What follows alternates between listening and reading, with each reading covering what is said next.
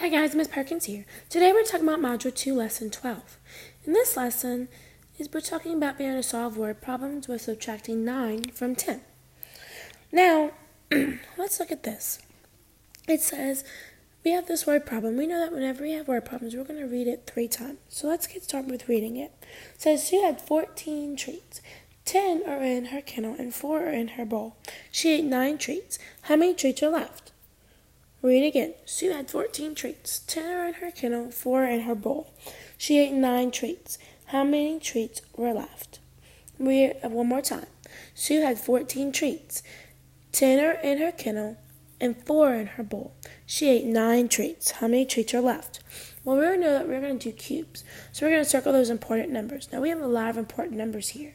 We know that we're going to circle 14, 10, 4, and 9. Now we're going to underline the question. We know that we find the question mark, and then we go backwards until we see the period. The question is, how many treats are left? Now B. We know that we're going to box in those important words. So we're going to box in treats for the 14 treats that Sue had. Now the 10, we're going to box in kennel. 4, we're going to box in bowl. That's how many she had in her bowl.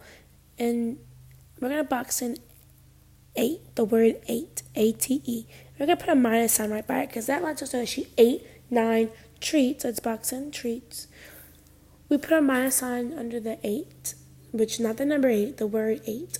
So that lets us know that she ate 9 treats, which means that 9 of those treats are taken away. So that means we're going to be subtracting. We're going to be taking away.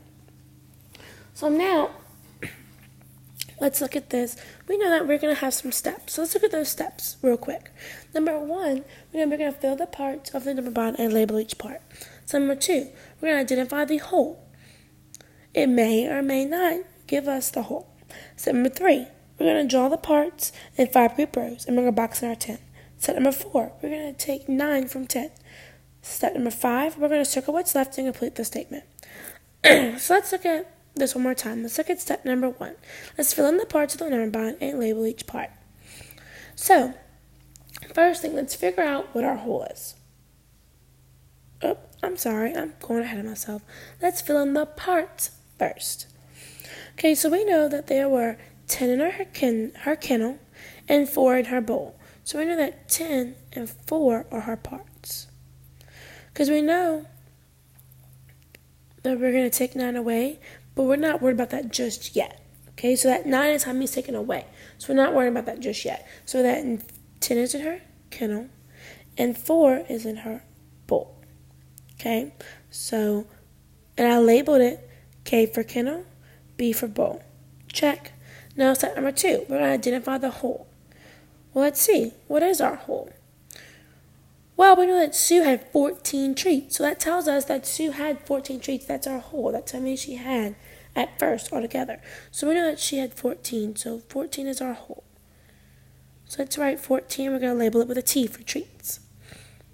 Now, check. Step number 3. We're going to draw the parts in 5 group rows, and then we're going to box in 10. So let's draw our parts. We know there's 10, 2, 3, 4, 5, 6, 7, 8, 9, 10, and then 1, 2, 3, 4. Now we're going to box in our 10. Check. Step number 4, we're going to take 9 from 10. So let's take that 9, how many she ate from 10. So we know she ate 9 treats, so let's take that 9 from 10. Check. Now let's circle what's left and complete the statement. Circle what's left. Now let's see. Let's complete our statement. Let's see how many's left though. 1, 2, 3, 4, 5. So there are blank treats left. No, there's 5 treats left. So check. So we know that Sue had 5 treats left. Alrighty guys, that's it for this video.